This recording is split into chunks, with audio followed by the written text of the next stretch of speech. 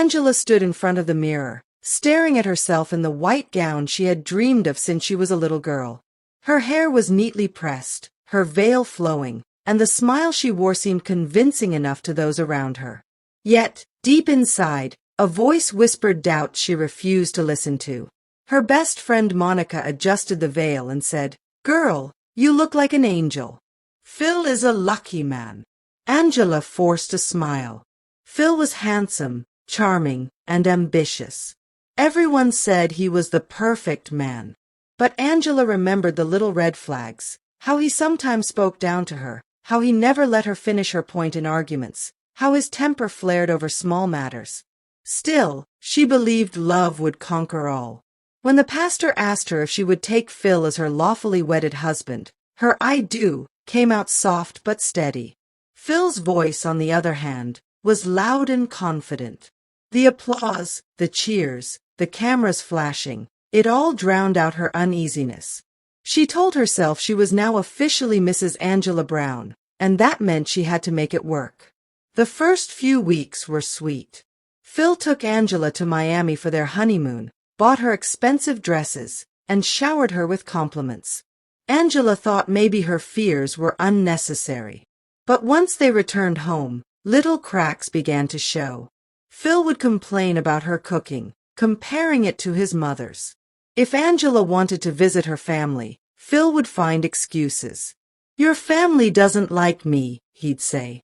"Why waste time with people who don't support us?" Angela began noticing how isolated she was becoming. Friends stopped calling because Phil didn't like visitors. At first, she tried to explain things away. He was just protective. Maybe he just loved her too much. But late at night, lying alone in bed while Phil scrolled through his phone or left for business meetings, Angela wondered if this was really the marriage she prayed for. One evening, Angela asked Phil why he came home so late. He smelled of alcohol, and his shirt had lipstick stains. "Phil, where were you?" she asked gently. He slammed his keys on the table. "Are you accusing me of something? I just want to know." Before she could finish, his hand struck her cheek. The sting burned her skin, but the shock burned her heart more. Angela stared at him, tears filling her eyes. "Don't ever question me again," Phil growled. The next morning, he bought her flowers and apologized. He claimed he was stressed and didn't mean it. Angela, scared but hopeful, forgave him. She told herself it was just a mistake. But deep inside, she knew the marriage she thought would bring her joy was turning into a bitter experience. Angela stopped sharing her struggles with Monica or her mother. Whenever they asked how she was doing, she forced a smile and said, "We're fine." Phil grew more controlling. He took her phone whenever he pleased, checked her messages, and even deleted numbers he didn't approve of.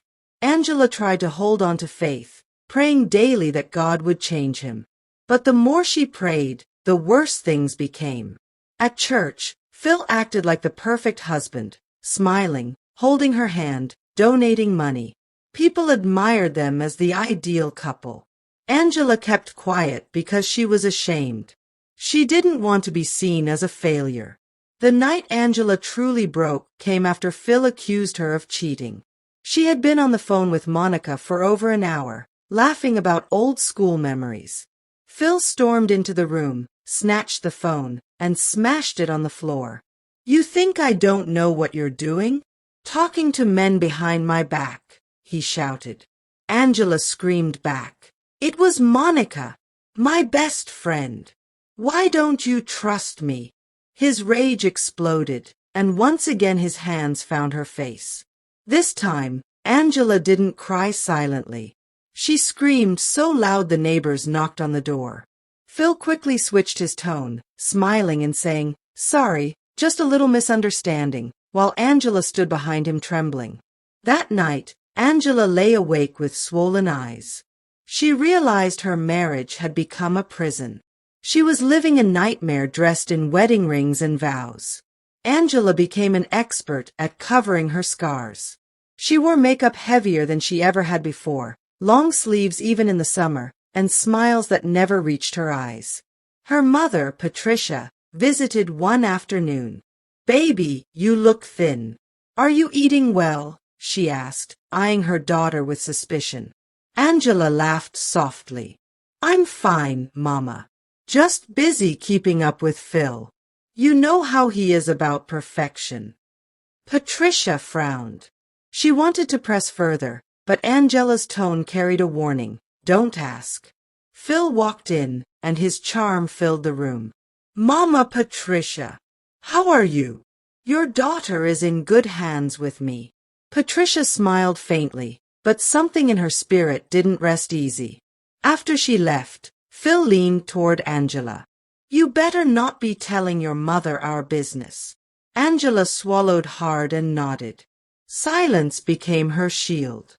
Monica refused to give up on Angela. She noticed how her once lively friend now spoke in whispers and avoided eye contact. One day, she confronted her directly.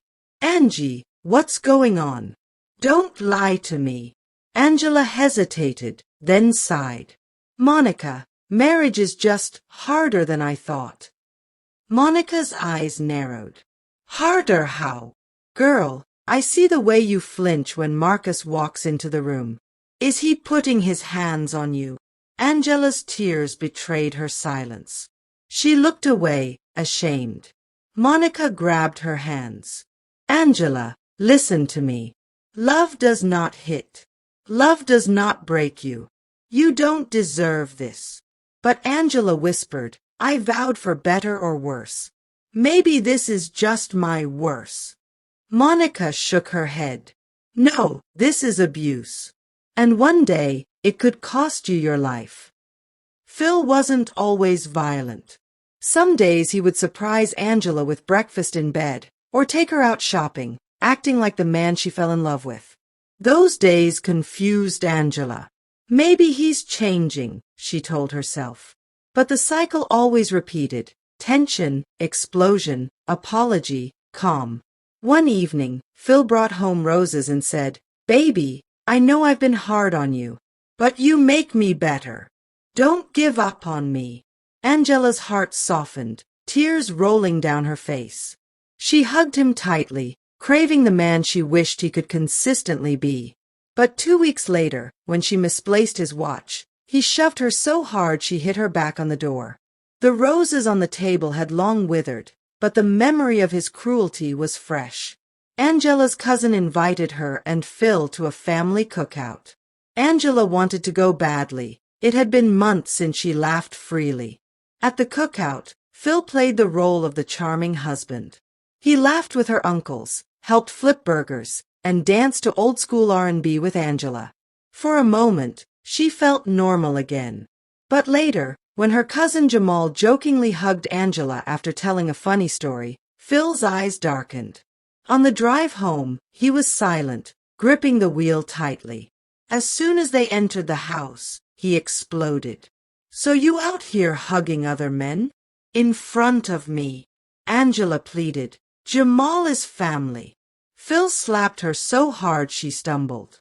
"Don't embarrass me again," he snarled. Angela curled on the couch that night, realizing her family had no idea of the storm behind closed doors. Angela's body carried pain, but her spirit carried heavier chains. She prayed, she cried, and she questioned God. One night she whispered, "Lord, why me? I just wanted love. Why does it hurt so much?" In the stillness, she remembered her grandmother's words. When a door of pain stays closed too long, God will open a window of escape. Angela wasn't sure what that meant yet, but deep down, something inside her refused to die.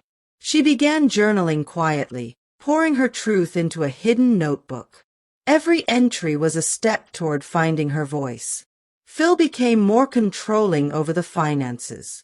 He demanded Angela quit her job as a teacher, saying, "I make enough money for us. A wife's place is at home." Angela resisted, "But I love teaching. The kids need me." His face hardened. "I said no. Do you want me to provide or not?" Against her will, Angela resigned. Suddenly, every dollar she needed, from groceries to gas, had to come through Phil. Her independence slipped through her fingers like sand. Monica was furious when she found out. Angela, he's isolating you. That's the oldest trick in the book. But Angela whispered, I don't have a choice. Monica stared at her sadly. You always have a choice. You just don't believe it yet. The turning point came one night when Phil lost his temper over a dinner that wasn't hot enough.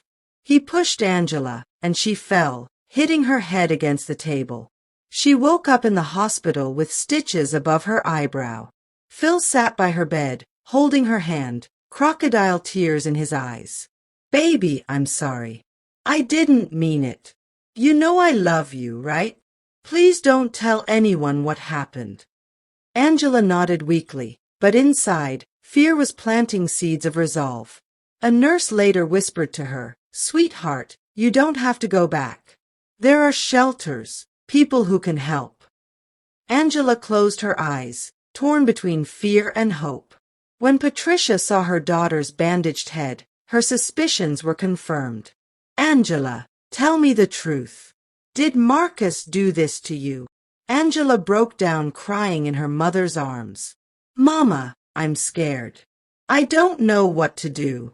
If I leave, he'll come after me. Patricia stroked her hair. Baby, you're not alone. You have me, you have your family. Don't let this man kill your spirit. For the first time, Angela allowed herself to imagine life beyond Marcus's shadow. Angela began planning quietly. She saved small amounts of money from grocery allowances, hiding it in an old Bible Phil never touched. Monica connected her with a women's support group. Angela attended meetings in secret, hearing stories of women who had escaped abusive marriages. Some had scars, some had fear still in their eyes, but all of them carried a spark of freedom. Listening to them, Angela thought, if they can do it, maybe I can too. She began to feel less alone. One night, Phil came home drunk and angry. He accused Angela of plotting against him because he found one of her journals hidden under the couch.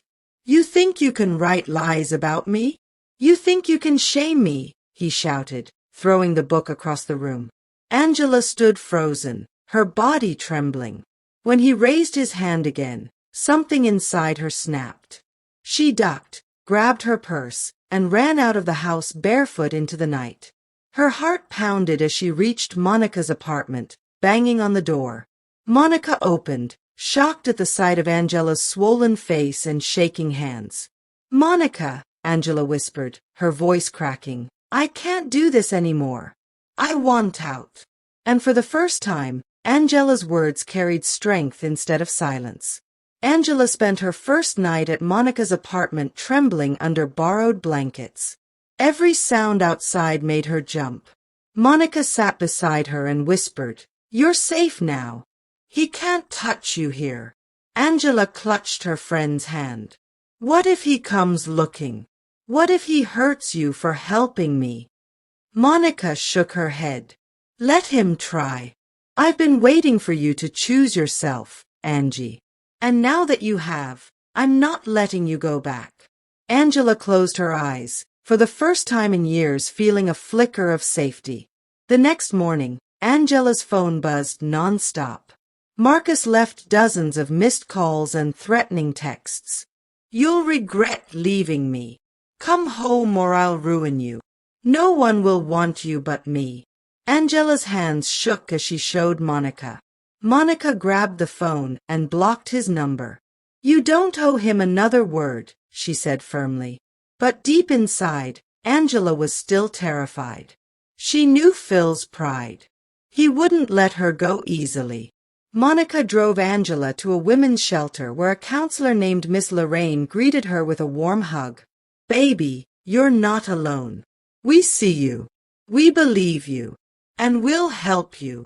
Angela sat in a circle with other women who shared their stories of survival. Some had left with nothing but their children. Others still carried visible scars. Each story pierced her heart, but each one gave her courage. When it was Angela's turn, her voice quivered. My name is Angela. and I thought marriage would be my safe place. But it became my cage. The room filled with nods of understanding. For the first time, Angela felt truly heard. Phil wasn't done. He showed up at Patricia's house demanding to see Angela. "Where's my wife?" he barked. Patricia stood tall. "She's not here, Phil. And even if she was, you wouldn't be welcome." Phil sneered. "She's my wife. She belongs to me." Patricia's eyes flashed. "She belongs to God first, and to herself second. You lost the right to call her yours when you put your hands on her." Phil stormed off, but Angela's mother knew this wasn't the last they'd see of him. With encouragement from Miss Lorraine and Monica, Angela filed for a restraining order. Walking into the courthouse, her knees wobbled. Facing the judge, she felt Phil's invisible grip still on her. When the judge asked if she feared for her safety, Angela's voice shook, but she answered, "Yes, Your Honor." The order was granted. For the first time, Angela had the law on her side. It didn't erase her fear, but it gave her a shield. Angela slowly started piecing her life back together. She applied for a part-time teaching job at a community center. The first day she stood before the children, her voice broke with emotion. She had missed this part of herself, the part that gave, nurtured, and dreamed. The kids clapped when she finished reading a story aloud. For the first time in years, Angela smiled without forcing it. Despite her progress, Angela still battled loneliness. Some nights, she scrolled through old photos of her and Phil during their happier days. She whispered, "Maybe he'll change. Maybe I should give him another chance." Monica caught her one night and snatched the phone. "Angie, don't you dare romanticize your pain. You almost died in that house. Don't forget the bruises just because you missed the smiles." Angela wiped her tears. Deep down, she knew Monica was right. Phil found her workplace one afternoon. He cornered her outside, his tone sickly sweet. "Angela, baby, I've changed. I'm in therapy now. Come home and let's start over." Angela's heart raced, but she stood firm. "No, Phil. I'm done." His mask slipped. His eyes grew cold. "You'll regret this." Angela stepped back and raised her voice. "If you come near me again, the police will know." Seeing her courage, Phil smirked and walked away. But Angela could feel the battle inside her, fear mixed with newfound strength. Angela dedicated herself to healing. She journaled daily, prayed deeply, and leaned on Monica and Patricia. She went back to church, but this time sat in the women's ministry, where she found mentors who reminded her she wasn't defined by her past. One Sunday, her pastor said, "Bitterness is when pain hardens the heart. Healing is when pain waters the soil for something new to grow." Angela wept. For the first time, she allowed herself to believe she could have a future beyond bitterness. Months passed. Angela was stronger now. She wore her natural hair proudly, dressed with confidence, and spoke with authority in the classroom. At a community event, she shared her story on stage. "My marriage was a bitter experience, but it did not destroy me. It refined me. I am not a victim, I am a survivor." The crowd erupted in applause. Monica and Patricia cheered from the front row, tears streaming down their faces. Angela looked up at the sky and whispered, "Thank you, Lord. You kept me when I couldn't keep myself." And for the first time, she felt truly free. Angela's voice began to carry beyond her small community. Women approached her after church, whispering, "I'm going through the same thing. How did you leave?" Angela listened, hugged them, and pointed them toward the support group. She realized her pain now had purpose. Monica teased her, "Look at you, Angie the counselor. Who would have thought?" Angela smiled. "If God could pull me out, maybe he's using me to pull others out too." The bitterness of her marriage was slowly turning into wisdom she could share. Though Angela was healing, Phil's presence still haunted her. Sometimes she dreamed of him chasing her, waking up drenched in sweat. Other times, she feared he'd appear at her door again. Patricia noticed her unease. "Baby, fear is natural. But don't give it power. You're stronger than you think." Angela nodded, but late at night she still double-checked the locks. Trauma had a way of following her, but so did resilience. Angela celebrated her small wins. She opened her first bank account in her own name, bought herself a used car, and even started taking evening classes in counseling. At first, she doubted herself. "Can I really do this?" But Monica reminded her, "Girl, if you survived Marcus, you can survive anything." Angela laughed for the first time without heaviness in her chest. At the community center, Angela met David, a gentle social worker with kind eyes. He admired her strength but never pushed her. One day he said, "You deserve happiness, Angela, not pain disguised as love." Angela smiled faintly. "I'm not sure I'm ready for love again." David replied, "Then let me be your friend until you are." For the first time, Angela felt the possibility of healthy companionship, even if it was still just a seed. Months later, Angela received notice for the divorce hearing. Facing Phil in court terrified her. He glared at her as if she had betrayed him. But when the judge asked if she wanted the marriage dissolved, Angela's voice was steady. "Yes, Your Honor. I choose my freedom." The gavel struck, finalizing the divorce. Angela exhaled deeply, tears streaming down her face, not of sadness, but of release. That evening, Angela and Monica celebrated with cake and music. "To freedom." Monica toasted. Angela laughed, holding her glass of juice high. "To freedom. To survival. To never losing myself again." It was the sweetest joy she had felt in years. Angela was invited to speak at a women's conference. Standing before a packed hall, she shared her testimony. "My marriage was not what I dreamed. It was bitter, painful, and nearly broke me. But I learned that silence keeps you bound, while truth sets you free. To every woman here, you are enough, and you are worthy of peace." The applause shook the room. Angela's story was no longer her shame, it was her strength. One evening, Angela saw Phil outside her workplace again. He looked thinner, worn out. "Angela," he said quietly, "I've lost everything. Please forgive me." Angela's heart clenched. Once, those words would have melted her. But now she stood tall. "I forgive you," she said softly, "but forgiveness doesn't mean returning. I've healed, and I won't go back." Phil nodded slowly, eyes downcast, and walked away. It was the last time Angela ever saw him. Life became lighter. Angela finished her counseling course and began volunteering at the shelter. She held workshops titled "From Bitter to Better." Her relationship with David blossomed into something gentle and respectful. He never rushed her healing, always reminding her, "I'm here, whether you move fast or slow." Angela realized love could be patient, not violent, nurturing, not destructive. Years after escaping Phil, Angela stood before a new class of young women at the community center. She told them, "My marriage was a bitter experience, but it taught me one truth. You cannot heal in the same place that broke you. You must choose yourself, even when it hurts." The women clapped, some wiping tears. Afterward, Patricia hugged her tightly. "Baby, I'm so proud of the woman you've become."